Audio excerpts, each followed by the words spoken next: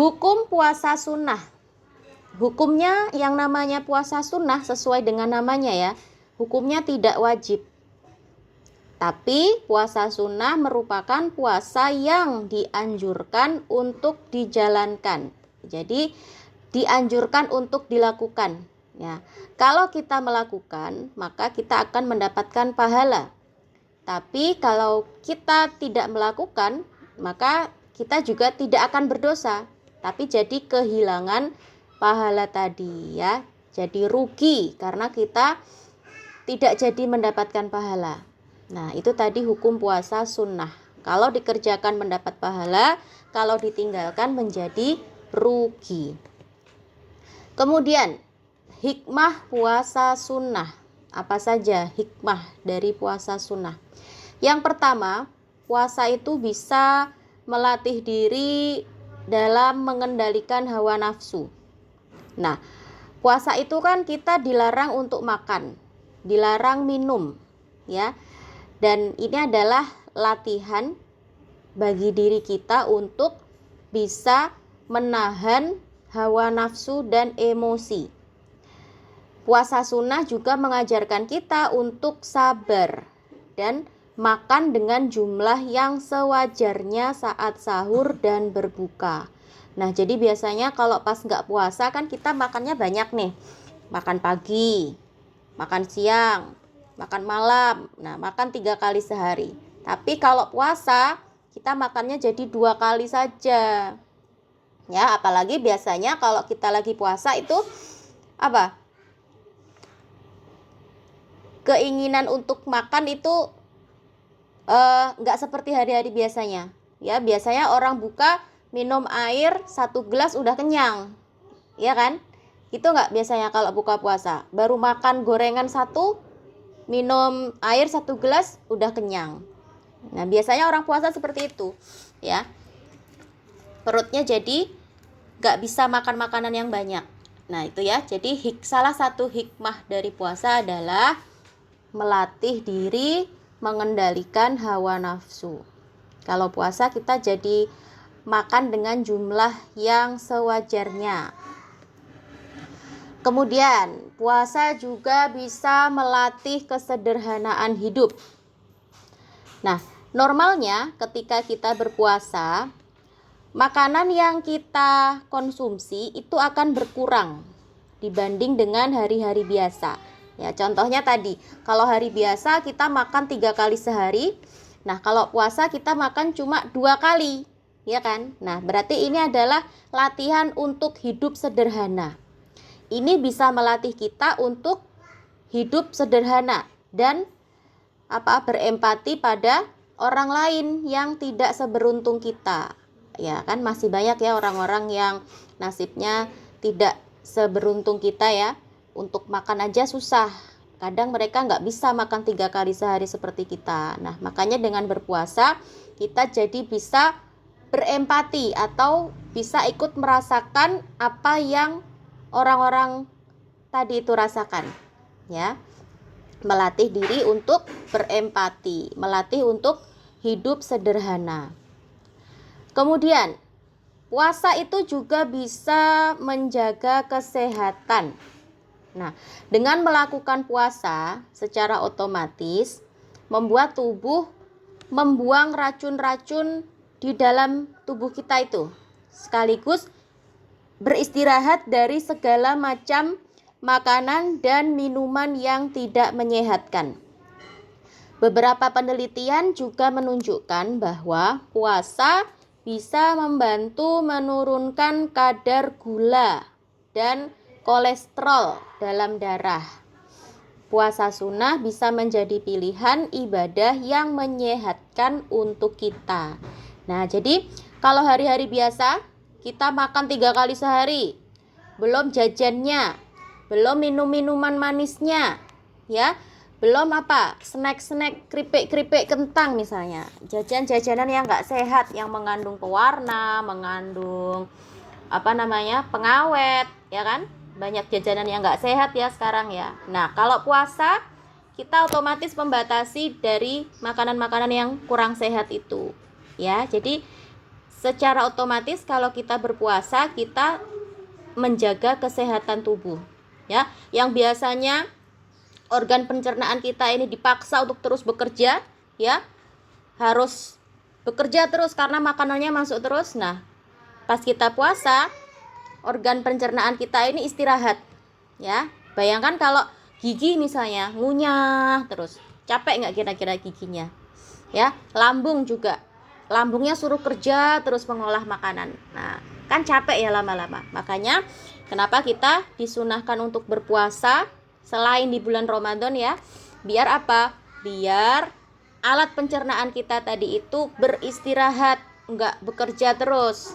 Nah, juga ketika berpuasa itu kita membatasi diri dari makan makanan yang kurang sehat, yang banyak mengandung pengawet, banyak mengandung pewarna mungkin, ya. Nah, itu. Jadi puasa juga bisa menyehatkan tubuh. Kemudian yang selanjutnya, puasa bisa membiasakan diri untuk taat beribadah. Nah, puasa sunnah itu ada banyak jenisnya, ya kan? Tadi sudah kita sebutkan, ya, ada macam-macam ya puasa sunnah itu, ya. Maka banyak orang yang pasti merasa berat melakukannya, apalagi nggak wajib, ya, apalagi puasanya ini pilihan, nggak wajib. Maka jadi puasa sunnah itu justru lebih berat daripada puasa Ramadan. Kalau puasa Ramadan kita dipaksa untuk berpuasa. Semua orang Islam di dunia ini puasa Ramadan. Banyak temennya kan kalau puasa Ramadan. Jadi nggak sulit, ya. Kalau nazira misalnya di sekolah, karena nazira sendiri yang Islam mungkin agak berat, ya, kalau puasa di negara yang nggak banyak orang Islamnya. Tapi kan di rumah Umi puasa, Abi puasa, ya kan, masih ada temennya. Semua orang Islam di dunia ini berpuasa sekarang, puasa Ramadan. Tapi kalau puasa sunnah, nah ini justru lebih berat daripada puasa Ramadan. Karena apa? Karena ini pilihan kita sendiri, nggak ada temennya, ya. Kita memilih hari ini untuk berpuasa, pasti banyak godaan. Ada teman-temannya yang makan, ya. Lihat adik makan, lihat Umi makan misalnya, ya. Ada banyak godaan. Jadi puasa sunnah itu justru lebih berat daripada puasa Ramadan. Nah, tapi kalau kita memilih satu dari puasa sunnah itu dan kita secara konsisten melakukannya terus-menerus, nah ini akan membuat kita jadi terbiasa dalam beribadah. Nggak usah semua deh, nggak usah semua puasa sunnah dilakukan. Misalnya satu aja, puasa Senin Kamis misalnya, rutin itu aja. Setiap Senin dan Kamis berpuasa. Atau misalnya nggak bisa Senin Kamis, pilih salah satu. Hari Senin saja misalnya, atau hari Kamisnya saja yang berpuasa. Pilih seminggu sekali. Nah, tapi terus kita lakukan setiap Senin, setiap Kamis sampai tua nanti misalnya. Ya, konsisten terus kita lakukan. Nah, itu akan menjadi kebiasaan. Ya kan? Itu akan menjadi kebiasaan kita dalam beribadah. Nah, dengan melaksanakan ibadah sunnah itu, maka ibadah wajib pun akan menjadi semakin mudah. Ya kan? Sesuatu itu kalau dibiasakan terus-menerus pasti akan menjadi ringan. Sama misalnya kalau kita makan, ya. Makan itu karena sudah jadi kebiasaan. Kalau kita nggak makan kan rasanya kayak ada yang kurang. Ya kan? Misalnya makan siang. Karena kita sudah dari kecil dibiasakan harus makan siang. Kalau kita lewatkan sehari aja nggak makan siang, itu pasti rasanya kayak aneh, kayak ada yang kurang, ya kan? Sama seperti makan nasi misalnya. Karena kita terbiasa dari kecil sudah makan nasi, kalau kita nggak makan nasi rasanya kayak belum makan. Nah, jadi ibadah itu seperti itu, ya. Harus dipaksa, harus dibiasakan dulu. Nanti lama-lama kalau sudah terbiasa, maka kita akan aneh kalau nggak melakukan itu, gitu ya. Itu membiasakan diri untuk taat beribadah. Puasa bisa membiasakan diri kita untuk taat beribadah. Nah, kemudian apalagi keutamaan puasa sunnah? Dengan berpuasa sunnah kita meniru kebiasaan Rasulullah. Nah, seperti yang kita tahu, Rasulullah itu adalah sebaik-baiknya contoh, Ya, semua kebaikan yang dilakukan oleh Rasulullah itu adalah contoh yang harus kita tiru, termasuk kebiasaannya melakukan puasa sunnah. Saat ibadah sunnah dilakukan dengan baik, maka ini akan menjadikan kita menjadi pengikut Rasulullah. Ya, jadi semua yang dilakukan Rasulullah, kebiasaan-kebiasaan yang dilakukan oleh Rasulullah itu sebaiknya kita ikuti. Termasuk Rasulullah itu juga senang untuk berpuasa sunnah. Nah, apa yang biasanya dilakukan Rasul? Puasa hari Senin dan Kamis. Jadi sebisa mungkin itu kita ikuti, ya, supaya kita bisa menjadi pengikut Rasulullah. Nah, kemudian ada istilah-istilah, ya. Ada istilah sunnah. Apa sunnah? Sunnah itu kalau dikerjakan mendapat pahala, kalau ditinggalkan tidak apa-apa. Ya, tapi rugi itu ya catatannya. Kalau dikerjakan kita mendapat pahala. Kemudian ada istilah lagi ayyamul bid. Apa kemarin itu? Ayyamul bid itu secara bahasa Ayyamul bid itu kan bahasa Arab. Artinya bahasa Indonesianya apa? Hari-hari putih. Kapan itu? Tanggal 13, 14 dan 15 di bulan Hijriah setiap bulan. Setiap bulan tanggal 13, 14 dan 15 ya, bulan Hijriah ya. Itu lihat bulannya. Kalau bulannya warnanya putih, bulannya utuh, bulat sempurna, itu berarti tengah bulan ya. Tanggal 13, 14 dan 15 Hijriah. Kemudian ada lagi istilah tarwiyah. Apa itu? Tarwiyah. Tarwiyah itu tanggal 8 Dzulhijjah ya. Hari tarwiyah itu tanggal 8 Dzulhijjah. Nah, secara bahasa tarwiyah itu artinya membawa bekal air. Apa maksudnya? Karena pada tanggal 8 Dzulhijjah itu orang-orang yang berhaji ini membawa bekal air Zam-Zam untuk dibawa ke Arafah tanggal 9. Ya. Tarwiyah tanggal 8. Dinamakan tarwiyah karena pada hari itu orang-orang yang sedang berhaji mereka membawa bekal air Zam-Zam untuk dibawa ke Arafah, untuk dibawa wukuf di Arafah pada tanggal 9 Dzulhijjah ya.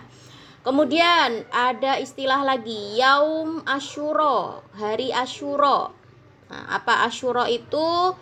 Yaitu pada tanggal 10 Muharram, tahun baru Islam. Ya, bulan baru dalam bulan Hijriah.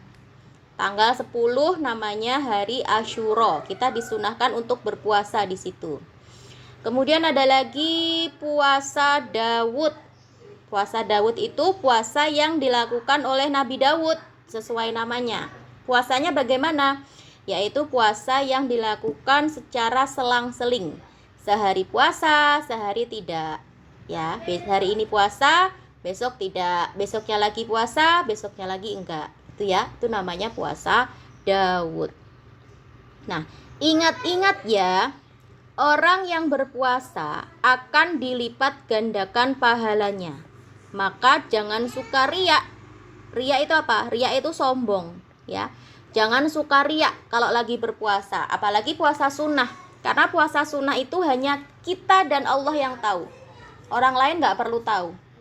Ya, orang lain nggak perlu tahu. Jadi nggak usah bilang-bilang aku lagi puasa. Nggak usah bilang-bilang gitu, ya. Nah, orang yang berpuasa itu akan dilipat gandakan pahalanya. Maka jangan suka riya, tapi perbanyaklah amal sholih. Nah, hikmah. Orang yang berpuasa akan mendapatkan rahmat dari Allah dan pengampunan dari Allah. Itu ya. Baik. Sampai di sini dulu pembahasan kita untuk hari ini. Insya Allah besok kita lanjutkan dengan materi yang lain ya.